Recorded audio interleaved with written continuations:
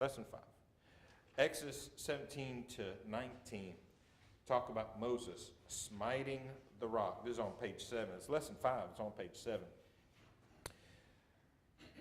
All the things that, I don't know, wind up at Exodus 34 because that's not where we are. Exodus 17 to 19.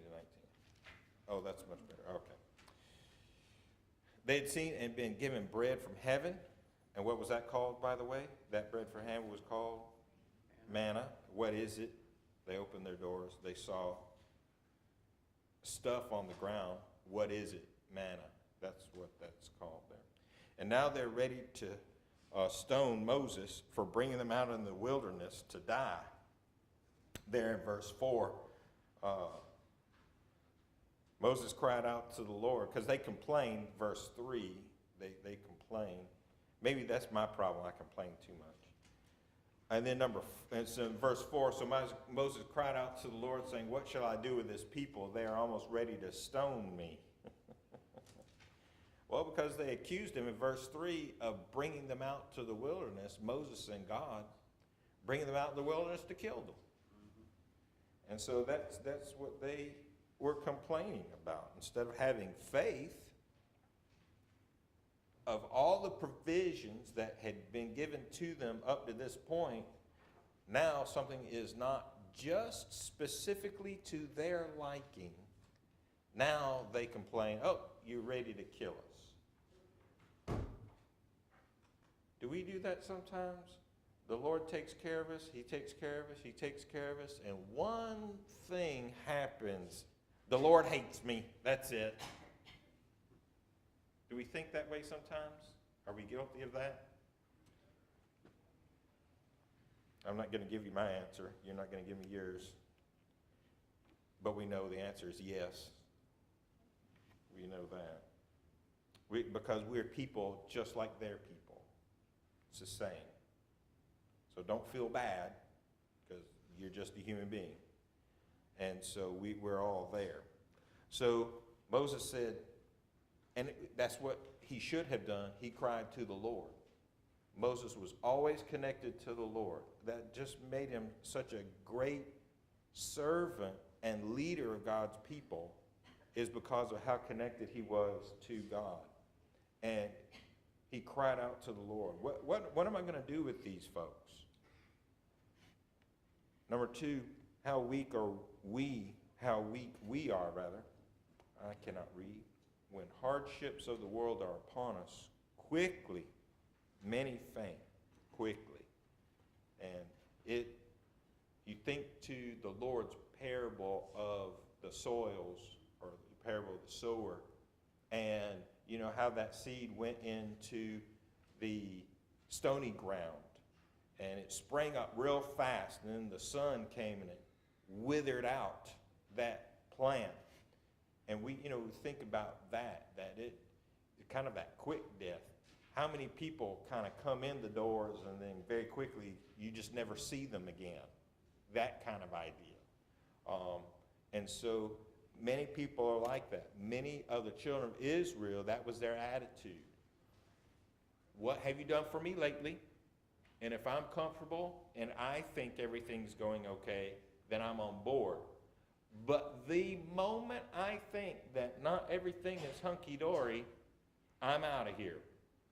I'm going to complain. I'm going to let my position known. Number 3, all too often, man had rather lean upon a cobweb of human resources than upon the arm of an omnipotent, all-wise, and infinitely gracious God. In the area of Egypt, had famine ever been known in that place? Famine ever been known in Egypt? Of course, the children of Israel were slaves in that place. And yet, because things were not going as they wanted to lean back on Pharaoh and Egypt and have Pharaoh and Egypt take care of them instead of God taking care of them.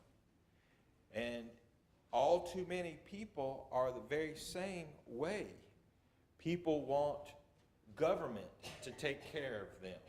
They want, someone else to take care of them instead of relying upon God and just obeying Him in what they should be doing and taking responsibility and accountability for their lives.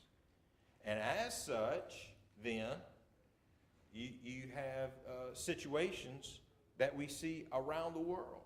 Around the world. There was, I recall there was it was not the Lord's church, but it was still it's very applicable, that a missionary from some denomination went to somewhere overseas, one of the stands, Uzbekistan or something like that, one of the former Russian countries. Anyway, and he was talking about how that, he was talking to members of that particular denomination and how that, they wanted to do things and they could grow and, do, set up these certain situations or whatever. And he was so excited about it. And their next question was, well, when is the government going to give us the money to do this? And, you just kind of cock your head like, I think they missed the point on this. How close are we to that very same idea, though? That we rely on either government or other people to take care of what we should be taking care of. And the people, and allowing God to help us. And so the people, they wanted to go back to Egypt, thinking, maybe Moses might be gracious to us, like he can do anything for this people. He's not going to be able to do that. All right, number 4, accurately termed an evil heart of unbelief, which will ever be ready to depart from the living God. There, Hebrews chapter 3 and verse 12. They did not believe in the Lord. They knew he existed, did they not? They saw evidence of God everywhere. They looked up in the sky, there's evidence, day and night, with a pillar of cloud and the pillar of fire. Every morning they opened their tent, here's evidence of God. He provided them manna every morning, 6 days a week. And so they had plenty of evidence of the existence of God. And practically all of them, 99.9999998% of them had just lived through all of the 10 plagues. So they saw the power of God. So it's not like they didn't know God existed. They knew he existed. They knew who was behind all of this. And yet, they still did not believe in the power of God. And they had a heart of unbelief. It's unbelievable. Questions of the wilderness were, what, where, how? Faith answers God. And so when the people did not see a way, God made a way for them. Instead of complaining, God, things aren't going my way, why do you hate me? It ought to be, Lord, help me as I continue down the road in faith. Don't complain. And of course, those who continue to work for him do not complain, because they know where God is and what his attitude is concerning his people. God is always going to watch out for them, take care of them. But here's the thing. He's going to take care of them physically. For us, is he just going to take care of us physically all the time? Is that his main concern for us? Is he's going to take care of us physically? That's not his main concern for you and me. Is he concerned for us physically? Is that just, yes, he is. But that's not his main concern. As parents and grandparents, we love our children and our grandchildren.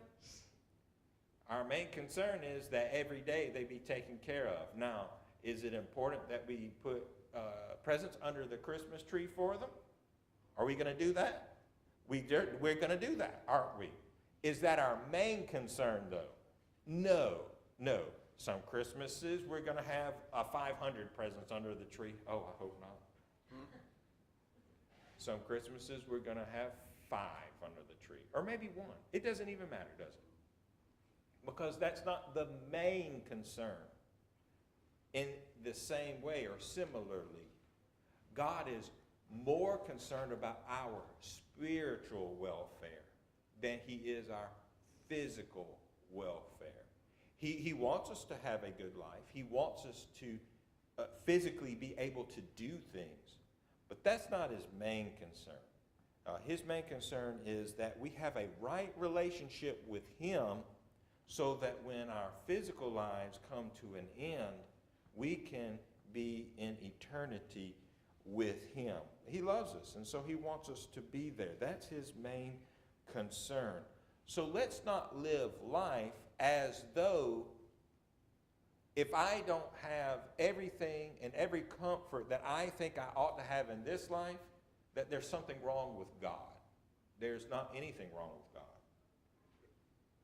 If I think there's something wrong with God, where does the fault lie? It's not with him, so it has to be with me. All right?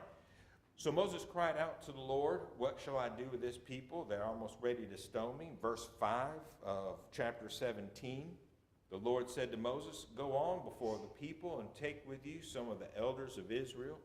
Also take in your hand your rod, which you struck the river, and go. Behold, I will stand before you there on the rock in Horeb, and you shall strike the rock, and water will come out of it, that the people may drink." And Moses did so in the sight of the elders of Israel. So he called the name of the place Massah and Meribah, because of the contention of the children of Israel, and because they tempted the Lord, saying, "Is the Lord among us or not?"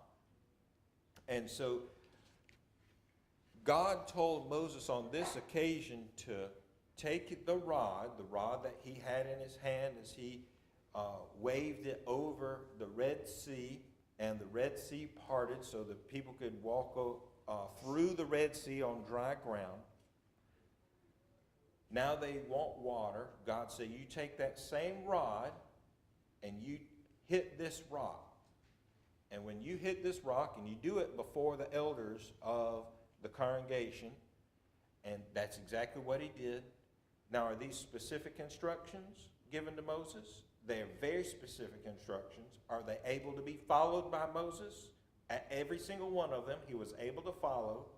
And guess what? He's faithful, so he did. When God told him to do something, that's exactly what he did. He smote that rock. He struck it with the rod, the authorized rod that God told him to strike the rock with, and out of that rock came water. And so all of the people, now we're talking again, 1.5 million, maybe 2 million people, but not, people are not the only beings that drink water, are they? What else did the children of Israel have that might have needed to drink water? All of their flocks. So they had sheep and cattle, goats, all these different animals. There are people, they might have had dogs, cats, I don't know, pets, other beings that they needed to give water to. Some grandma somewhere's got a bunch of plants. They need water as well. I have no idea. I don't know. The herb garden, the old herb garden, it needed some water too. And of course that's a little humor, but at the same time, there's a lot that did need water, not just human beings. And God provided from this rock all of the water that every single person needed. And do you think there was even more left over? When Jesus told the apostles to have the 5,000 men, besides women and children, to sit. And there were 5 loaves of bread and 2 fishes. He said, divide these up. Did everybody eat from those 5 loaves and 2 fishes? And do you recall how many baskets that they took up as leftovers after that meal? Do you recall? 12 baskets. We're not talking about 12 little, clamshell take-home things, right? We're talking about 12 large baskets full of fragments of leftover food, because that's how God gives.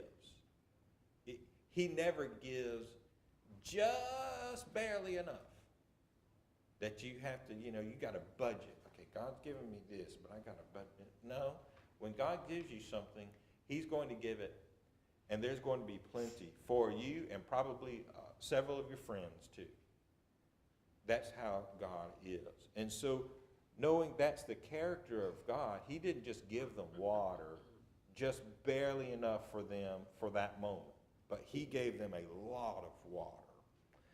Israel might have gazed on that rock and died of thirst while gazing, but until smitten by the rock of God, it could yield no relief. Well, that's true, because water doesn't come from rocks.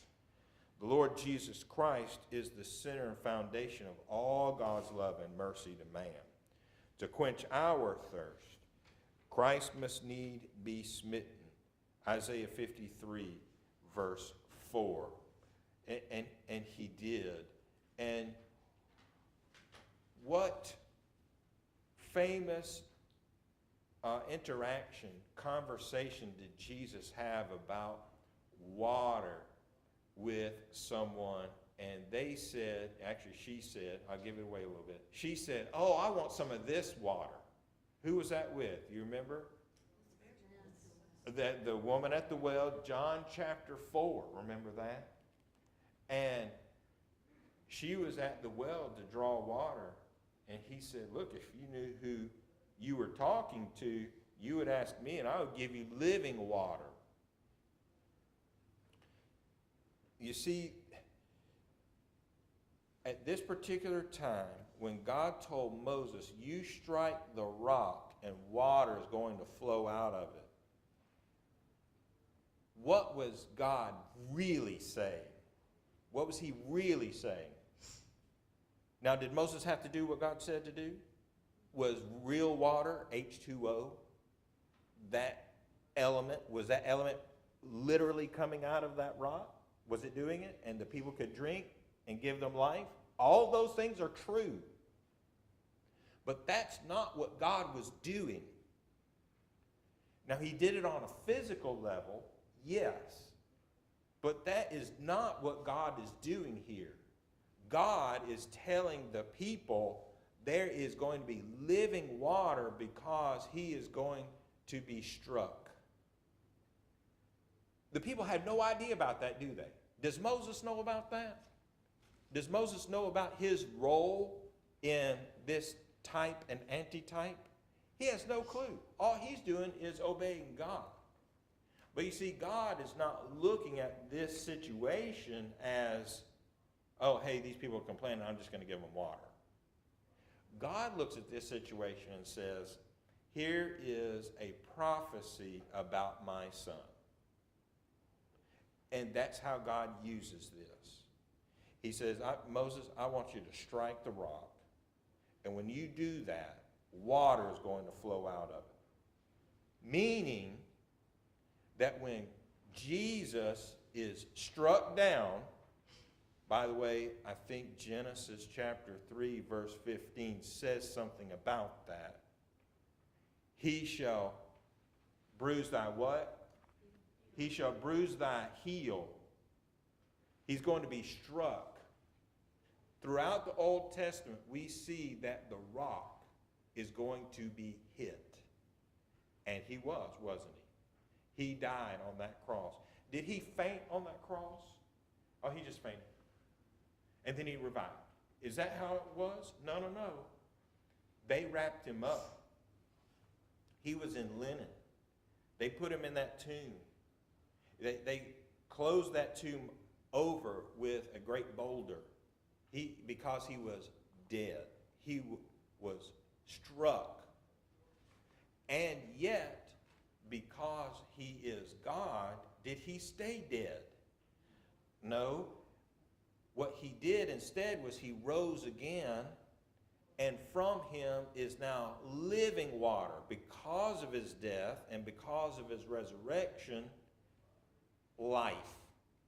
And so the new law gives life. Did the old law give life? It couldn't do it. It was as, in that sense, it was as dumb as the rock that Moses struck. It couldn't do anything. All it could say is, hey, you don't have any water. That's all the old law did. Hey, you don't have any water, and you're going to die. The new law comes, and it says, you come to the rock, and there will be for you provided water. And so that's what God is saying here, that we come to, as Brother Sane says, the rock of ages. And it was cleft by those nails. And yet, because the rock of ages was split, it died, then that living water was able to come through. So it was when the rock of ages was cleft by the hand of Jehovah that the floodgates of eternal love and forgiveness equals life here, okay? Eternal love and forgiveness, that equals life, were thrown wide open, and perishing sinners invited to take the water of life freely. Revelation 22:17. The Spirit and the bride, they say, come. To do what? To take of the water of life freely. So many things can obviously be said about this particular situation. Just don't have the kind of time we would like to delve into all of those things. But Jesus is the living water. He is life. He is the only way, John 14:6, to get to the Father. And so, just like Moses had to obey God, Moses, if you want there to be living water, that is not living water, but if you want there to be water available to you and to all the people, this is what you have to do. And so now for us to access living water, do we have to be like Moses and obey God in exactly how he says to do it? We do. We have to be just like Moses if we're going to access that water. Number 3 here, letter A is, by God's mercy was the provision made, and the supply was abundant. There, John 10:10, of course, Jesus said that I came that ye might have life more abundantly. You know, the thief comes to seek, to destroy, to kill. But I am come that ye might have life, and that ye might have it more abundantly. And so when we live the Christian life, we are able to continue to drink from that living water and have that abundant life. How many times have you said to yourself, or maybe you had a conversation with someone else, if someone, those people that go through what I just went through and they don't have a church family, how do they get through it? Have you said that to yourself? I know you have. We all have, because our church family is precious to us. We rely on them for so many different things. It could be trivial things, can it? It could be little bitty things. But in a sense, those little bitty things and those small gestures, they really amount to a lot. And we also rely on our church family in the big moments too.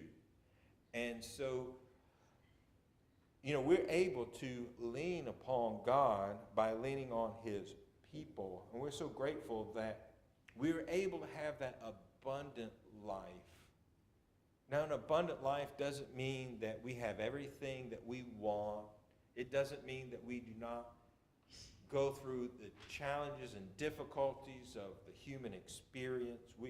All of us are going to face disappointment and being disheartened and just all the challenges that life brings. We're going to experience all of those things. But is it not better to experience those things with someone else? And not even just one other person, but a group of people that are praying with and for you? Life is hard. But when we can gain strength from the kindnesses, even as sometimes small, and if sometimes I might say this, even silly. I don't know, sometimes the silly gestures are the greatest because they might bring a smile to your face too. That those help us to get through, just breathe one more time. Sometimes that's all we can do, isn't it? I'm just going to breathe one more time. Oh, hey, let me breathe one more time. And then finally, we can get through those times. So let's pick one another up as we go through life, and then we will have that abundant life that God and our Lord is talking about. So God told Moses, you hit the rock, you smite the rock, there in verse 4, there in, what verse is it there? Verse 6, rather. You shall strike the rock, you hit the rock, and when you do that, the water is going to come out. All right, then we go down to verse 8. Now Amalek came and fought with Israel and Rephidim. And Moses said to Joshua, choose us some men and go out, fight with Amalek. Tomorrow I will stand on the top of the hill with the rod of God in my hand. So now we're introduced to a new individual here, and this man's name is Joshua. Now you and I, because we are students of God's word, instantly recognize this individual. We know that this individual is going to become the next leader of the people of Israel. As a matter of fact, it's not Moses, but it is this man that is actually going to lead the people into the promised land. Now, in this moment, they don't know that. In this instance, they have no idea that those events are going to take place. But Joshua obviously is a younger man here. He is a warrior of some sort anyway, has talent, and Moses leans upon this young man, and obviously he is known, to kind of go have this first battle with one of the peoples of the area, and that is Amalek. And of course, Amalek is going to be a thorn in the side for a long, long time. Long, long time. You recall Saul. God told Saul to do something, and then he blamed the people for not following through. Do you remember the king's name? I'm pulling it way out here. Remember the king's name, anybody? Saved by the Bell. It was King Agag. King Agag. He was an Amalekite. So you think of Joshua here fighting against the Amalekites, all the way to Saul fighting the Amalekites, okay? And so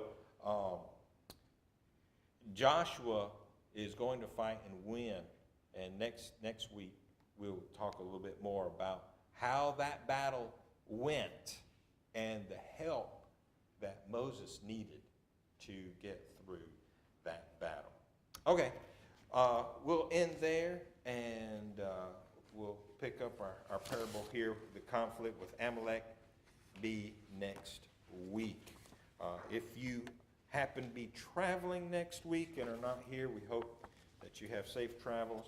But we'll be here and go through these things. All right, take a break, top of the hour, come back and worship our God together.